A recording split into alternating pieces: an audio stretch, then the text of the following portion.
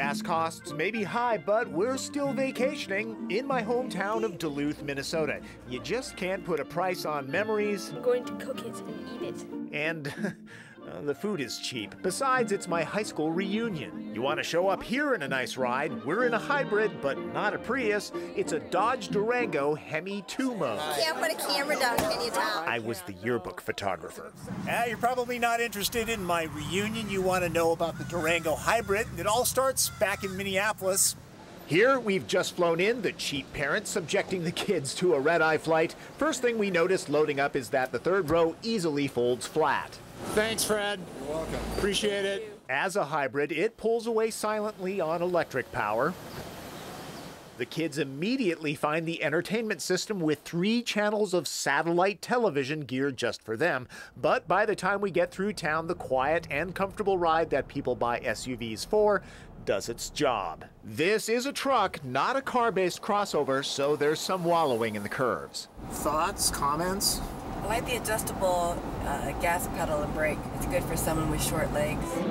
As we head north, I study the features unique to the hybrid. When coasting or braking, the gauge that replaces the tachometer shows that the batteries are charging. Floor it and fuel consumption goes way up. An LCD display is the only way you'll know if Durango is running on half of its 8 cylinders. At freeway speeds, the electric motors help to keep it in that mode longer for better fuel efficiency. Our first 200 miles are all on the highway, and since the hybrid is all about fuel economy, let's check the gauge. Well, impressive for a body-on-frame truck. We don't need much seat time to see that the interior is on the Spartan side. Go with the Chrysler version called Aspen if you want a decent-looking cabin. I like the AC plug that's powering the home video camera I'm using to shoot this story.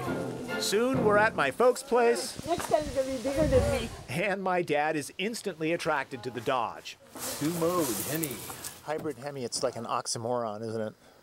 It is. It's really heavy. Chrysler doesn't offer the aluminum hood and tailgate that General Motors puts on their hybrid trucks. Dodge keeps the roof racks, though, that the General eliminates for aerodynamics. Where's the electric motor? There's 2 motors in the transmission. Is that GM technology? Uh-huh. Yeah, it was a joint venture between BMW, GM, and Daimler Chrysler. This system is also in the Chevy Tahoe and GMC Yukon. The battery is under the middle row seats. The all-wheel drive Dodge can tow 6,000 pounds. This helps to line up the hitch.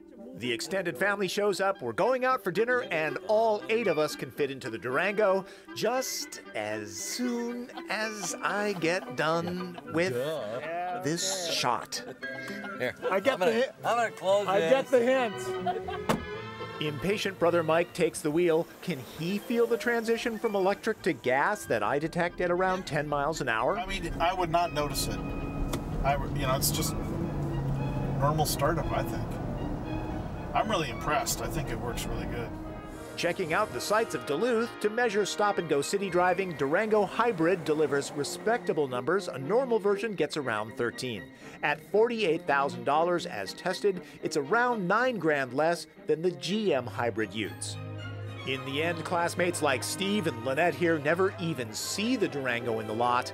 I'll let you guess which one's the rock musician. Looks like driving a fancy vehicle to a reunion is not a big deal, so buy the vehicle that's right for your needs. Aside from the plain cabin, we find the Durango a good way to go if you need the space and the capability. Folks that don't seem to understand physics are inevitably disappointed that this truck-based SUV doesn't get 40+ miles per gallon. Really though, the Durango Hybrid is not aimed at the Prius crowd. The big question is, does it make financial sense? With gas at $4 a gallon, I'll figure it takes just shy of 2 years to break even, considering the additional $3,500 cost of the hybrid.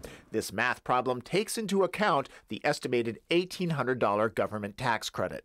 Obviously, I shot this story with my home video camera, and there are some outtakes.